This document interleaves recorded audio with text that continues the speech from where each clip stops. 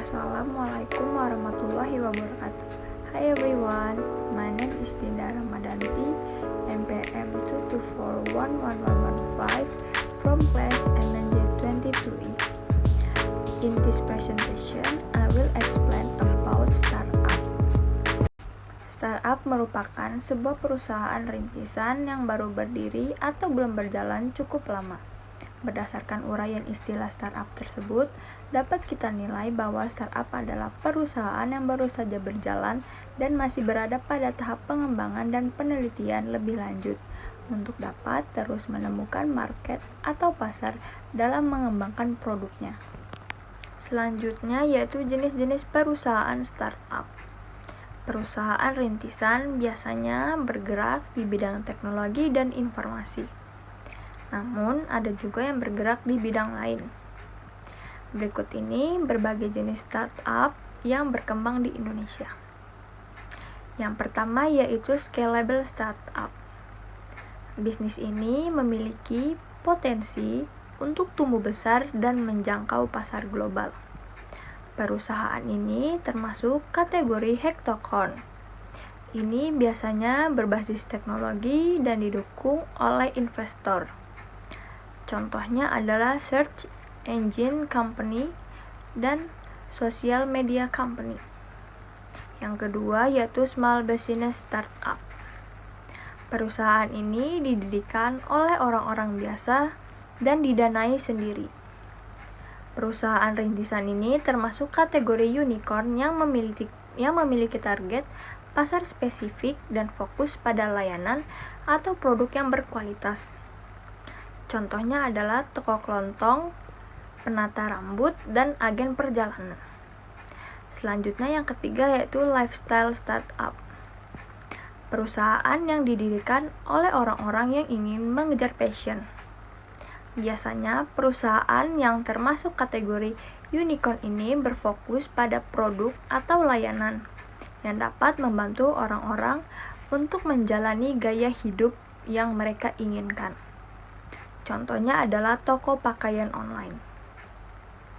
Selanjutnya yaitu buyable startup.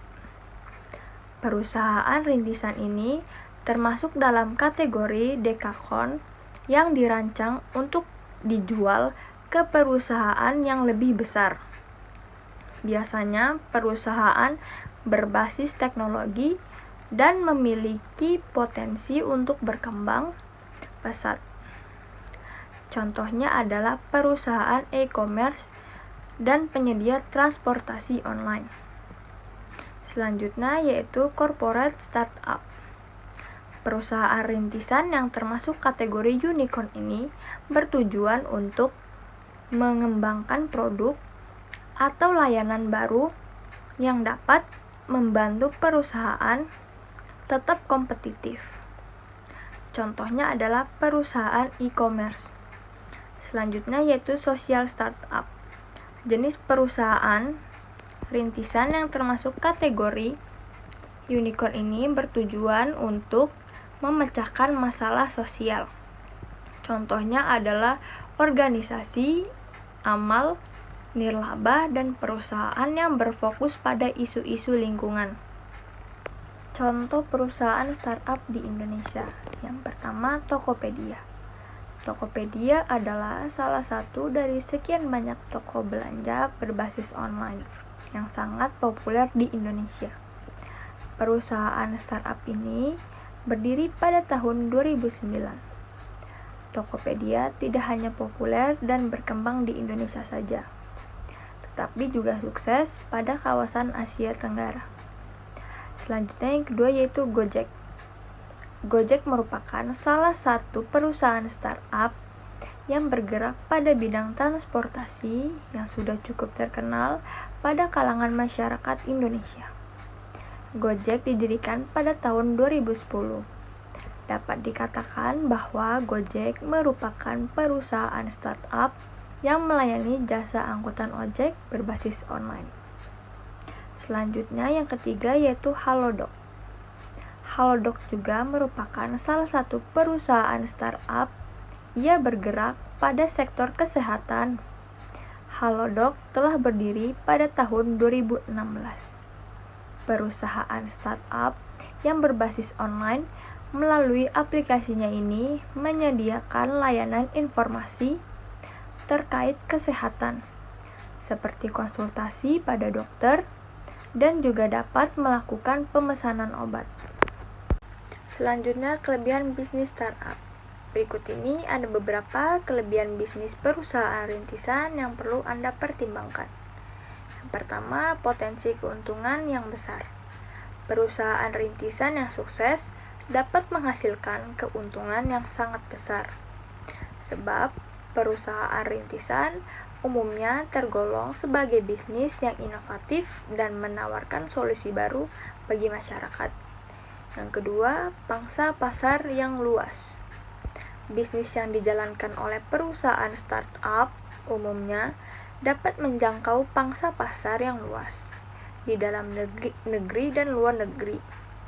Hal ini didukung oleh perkembangan teknologi internet yang memungkinkan bisnis ini untuk menjangkau konsumen di seluruh dunia.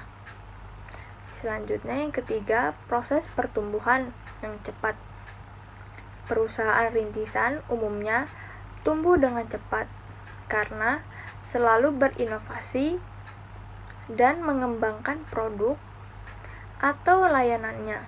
Dengan begitu, bisnis yang dijalankan perusahaan rintisan memiliki peluang yang lebih besar untuk mencapai kesuksesan. Selanjutnya, lingkungan kerja yang dinamis.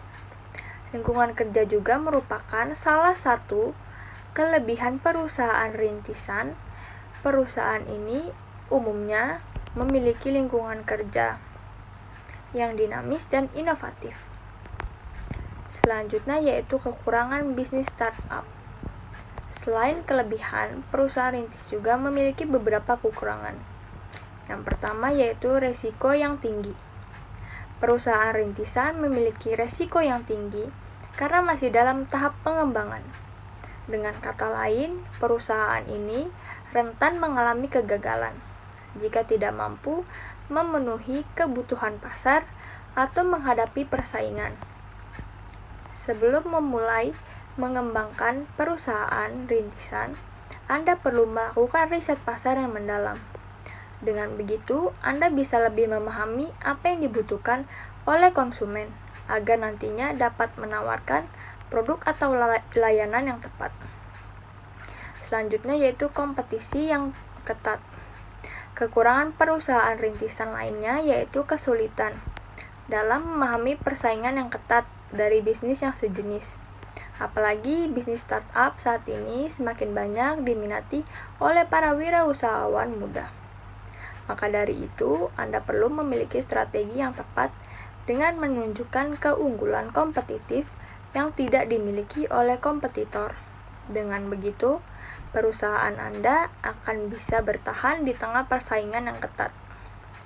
Selanjutnya, sulit mencari sumber pendanaan. Salah satu kekurangan perusahaan rintisan adalah kesulitan mencari sumber pendanaan. Bisnis ini biasanya membutuhkan pendanaan yang besar untuk mengembangkan produk atau layanannya. Pendanaan tersebut dapat diperoleh oleh investor, baik investor individu maupun investor institusional. Namun, tidak semua perusahaan rintisan dapat memperoleh pendanaan yang dibutuhkan.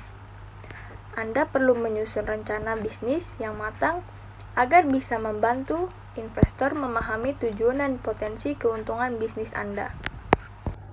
Thank you for your attention. I hope this presentation has given us new insight on the topic. Assalamualaikum warahmatullahi wabarakatuh.